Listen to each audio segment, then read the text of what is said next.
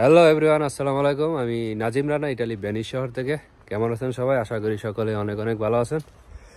Viewers, আমি আজকে দুইটি বিষয়ে আলোচনা করব। 2024-এর মার্চের ফ্লুসিতে যারা আবেদন করেছেন তাদের নুলস্তা বের হওয়া শুরু হয়েছে কিনা, এবং বিএফএস গ্লোবালের যে সমস্যা, এই সমস্যার সমাধানের জন্য আপনারা আন্দোলন করতে যাচ্ছেন, আসলে আন্দোলনটা করাটা কতটুকু সফল হবে, এই দুটি বিষয়ে আজকে আলোচনা করব। 2024-এর মার্চে যারা আবেদন করেছেন তাদের নুলস্তা এখনো পুরোপুরিভাবে বের হওয়া শুরু হয়নি। তবে আমি যতটুকু শুনতে পেরেছি, নাপোলি থেকে এগ্রিকালচারের কিছু নুলস্তা উঠেছে।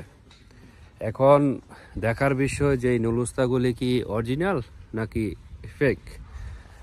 আরেকটি নিউজ পেয়েছি, ডোমেস্টিক স্পন্সরের নুলস্তা বের হয়েছে। এটার জমা হয়েছিল 1 মিনিট 42 সেকেন্ডে, আর এটা জমা পড়েছিল আপনার ফেরারা সিটি থেকে। ফেরারা সিটি হচ্ছে পাদোবা সিটির পাশেই। ফেরারা সিটি থেকে আবেদন করেছিল। আর এগ্রিকালচারগুলি বিভিন্ন সময় জমা পড়েছিল। 9টা 53 সেকেন্ডের নুলস্তা বের হয়েছে, সেটাই শুনেছি, বা তার পরবর্তী সময়ে যেগুলি জমা হয়েছে দু একটা বের হয়েছে। তো এখন আসলে শুনেছি কতটুকু সত্য, নুলস্তাগুলি কি অরিজিনাল কিনা সেটা আসলে আমি জানি না। এটা হচ্ছে আমার শোনা কথা। তো অফিসিয়াল এভাবে এখনো পুরোপুরিভাবে বের হয়নি, এরকম শুনিনি। কারণ যখন বের হয় প্রত্যেকটা সিটি থেকে কিন্তু নুলস্তা বের হওয়া শুরু হয়। এমন না যে একটি সিটি থেকে শুধু নুলস্তা দেয় বা দুটি সিটি থেকে নুলস্তা বের হয়। যখন পুরোপুরিভাবে কাজ শুরু হয় তখন পুরো ইটালি থেকেই ধীরে সুস্থে একটি দুইটা করে নুলস্তা বের হওয়া শুরু হয়। তো এখন পর্যন্ত কিন্তু এরকম শোনা যায়নি যে প্রত্যেকটা সিটি থেকে নুলস্তা বের হচ্ছে। আর দ্বিতীয় যে কথাটা, সেটা হচ্ছে যারা বিএফএস গ্লোবালে উদ্দেশ্যে আন্দোলন করতে যাচ্ছেন, আমি জানি না আপনারা আন্দোলন করে কতটুকু সাকসেসফুল হবেন। ইউরোপের বিষয়টা হচ্ছে সেনসিটিভ বিষয়।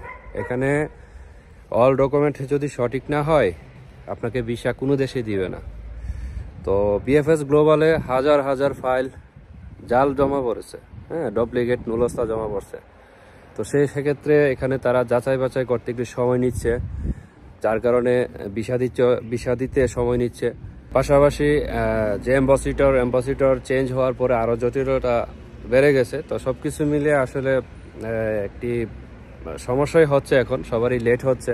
বিশেষ করে যারা অন্য দেশে যাওয়ার জন্য ট্রাই করতেছেন, পাসপোর্ট আটকে রাখছে, তাদের জন্য আরও বড় সমস্যা। তো যাই হোক, সব কিছু মিলে আন্দোলন করলে আমার কাছে মনে হয় না যে আপনাদের কোনো লাভ হবে, বরং ক্ষতি হবে। আর যদি আন্দোলন করতে হয় তাহলে কিছুদিন অপেক্ষা করে তারপর আন্দোলন করলে মনে হয় ভালো হতো। কারণ হচ্ছে যেহেতু তাদের অনেক কিছুই চেঞ্জ করেছে, অনেক কিছু আপডেট করেছে, সেজন্য কিছুদিন অপেক্ষা করাটাই মনে হয় ভালো ছিল। এই মাসের 25 তারিখের পর আপনারা ইমেলের মাধ্যমে অ্যাপয়েন্টমেন্ট নিতে পারবেন, এবং এই কার্যক্রমটা মে মাসের 2 তারিখ থেকে পুরোপুরিভাবে চালু হবে। এবং যেহেতু তাদের অফিসও চেঞ্জ করেছে, সব কিছুই তারা একটু আপডেট করেছে। তো এখন ইদানিং দেখা যাচ্ছে যে দ্রুত যাদেরকে ভিসা দেওয়ার প্রয়োজন তাদেরকে ভিসা দিচ্ছে, যাদের কাগজপত্র সঠিক অরিজিনাল তাদেরকে ভিসা দিচ্ছে, যাদের কাগজের সমস্যা আছে, জাল নুলস্তা, তাদের পাসপোর্ট রিজেক্ট করে ফেরত দিচ্ছে। তো বিগত দিনের তুলনায় কিন্তু ইদানিং দ্রুত তারা কাজ করতেছে। হয় ভিসা দিচ্ছে, নয় পাসপোর্ট রিটার্ন দিচ্ছে। তো সেই ক্ষেত্রে আমি মনে করি যে কিছুদিন অপেক্ষা করাটা উচিত।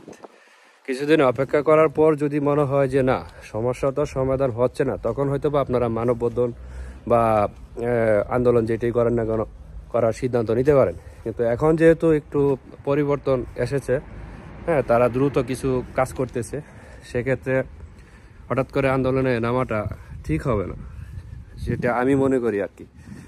তো এখানে আপনারা অনেক ধৈর্য ধরেছেন, অনেক দিন যাবৎ অপেক্ষা করতেছেন, সেক্ষেত্রে আরও কিছুদিন অপেক্ষা করুন। কারণ অপেক্ষার ফল সবসময় মিষ্টি হয়। এমনও হতে পারে এখন আন্দোলন করলে এটার বিপরীত হতে পারে। আর ইউরোপের দেশগুলি আইন কারণ একটু ব্যতিক্রম। আপনি আন্দোলন করলে যে তারা আপনার আন্দোলন মেনে নেবে বা আপনার আন্দোলন মেনে নিয়ে আপনাদেরকে ভিসা দেবে, বিষয়টা এরকম না। ইউরোপের আইন, তাদের যে সংবিধান, তাদের যে আইন আছে, তারা ওই আইন অনুযায়ী কাজ করে। ঠিক আছে, আপনার আন্দোলন করলে যে আপনাকে দ্রুত ভিসা দেবে, হ্যাঁ, বা জাল নুলস্তার উপরে ভিসা দিয়ে দিবে, আসলে বিষয়টি এরকম না। আন্দোলন করলেও কোনো কাজ হবে না। তারা তাদের নিজস্ব যে আইন, যে সংবিধান, তাদের যে সিস্টেম, ওই সিস্টেমে তারা কাজ করবে। আপনি যতই আন্দোলন করেন না কেন আর যতই তাড়াফোড়া করেন না কেন, কোনো কাজ হবে না। আপনার আন্দোলন তাদের কিছু আসে যায় না। যদি আন্দোলনে কাজই হতো বা মানববন্ধনে কাজই হতো, তাহলে এই জটিলতার সমস্যা বিএফএস এ যেটা শুরু হয়েছে সেটা আজকে নতুন না। এর আগেও এই ধরনের সমস্যা হয়েছিল বিগত দিনে, 2015-16 সালের দিকে বা 17 সালে। হ্যাঁ, অনেকে আন্দোলন করেছে, কাজে আসেনি, কাজ হয়নি। যদি হতো তাহলে তখনও কাজ হতো।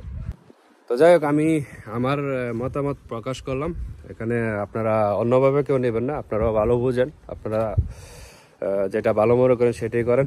তো সবার জন্য শুভকামনা রইল। তো সবাই ভালো থাকেন, সুস্থ থাকেন। আল্লাহ হাফেজ।